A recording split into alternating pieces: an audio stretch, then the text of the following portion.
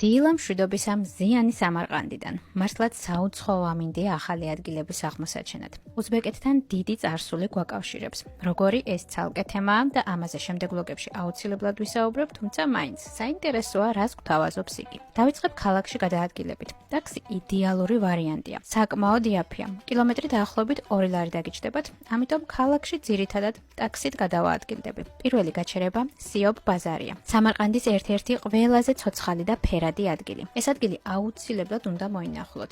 აქ იგრძნობა ქალაქის გული. უცნაური შეგრძნება მაქვს, თითქოს დროში ვმოგზაურობ. გარემო ძალიან ნოსტალგიურია. ვინც 90-იანებიდან ხართ, მიხვდებით, რასაც გულისხმობ. თუმცა სიფერადე ყველგანაა. აი რა არაკლია აქაურობას ნამდვილად. სიობ ბაზარი ერთ-ერთი უძველესი და ყველაზე მნიშვნელოვანი ბაზარია სამარყანდში. საუკუნეების განმავლობაში იგი იყო ქალაქის მთავარი სავაჭრო ცენტრი. ამბობენ, რომ შუა საუკუნეებში აქ იყრიდნენ თავს მეზობელი სოფლების ვაჭრები და ხელოსნები, რომლებიც აბრეშუმის გზით მიმოსვლისას სამარყანდში ჩერდებოდნენ. ბაზარს ყოველთვის ჰქონდა კულტურული და სოციალური ფუნქციაც. აქ ადამიანები ახალი ამბების გასაგებად და მეგობრებთან შესახვედრათაც მოდიოდნენ. ამასობაში ასეთი მაგნეტის შევარჩიე და შემომეყიდა. ასევე მსგავსი მოსაცმელის ჩემთვის ვფიქრობ, ფოტოებისთვის საინტერესო უნდა იყოს. შემდეგი გაჩერება შაჰიზინდაა, რაც ქართულად ითარგმნება როგორც ცოცხალი მეფე. ეს არა მხოლოდ სამარყანდის, არამედ მთელი შუა აზიის ერთ-ერთი ყველაზე წმინდა და შთამბეჭდავი ადგილია. აქ შეგიძლია ნახოს შუა აზიურ ისლამური არქიტექტურის მწვერვალი.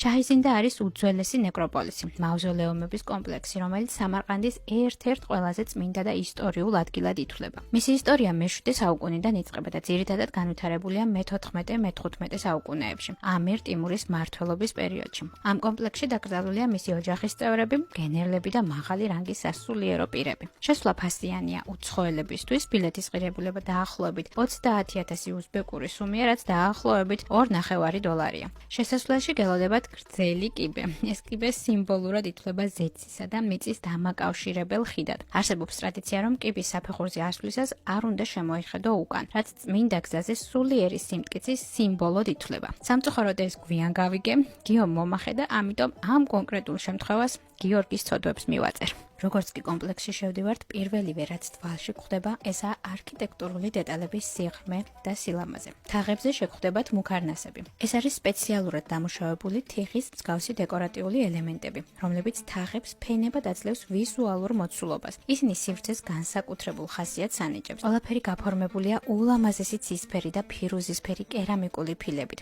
კალიგრაფიული წარწერებით და გეომეტრიული ორნამენტებით. თითოეულ დეტალს კი თავისი მნიშვნელობა აქვს. შიგნით კედლები და ჭერები დაფარულია ვარსკვლავური და გეომეტრიული ორნამენტებით. ეს დიზაინი შემთხვევითი არაა. თითოეული ორნამენტი აზრით და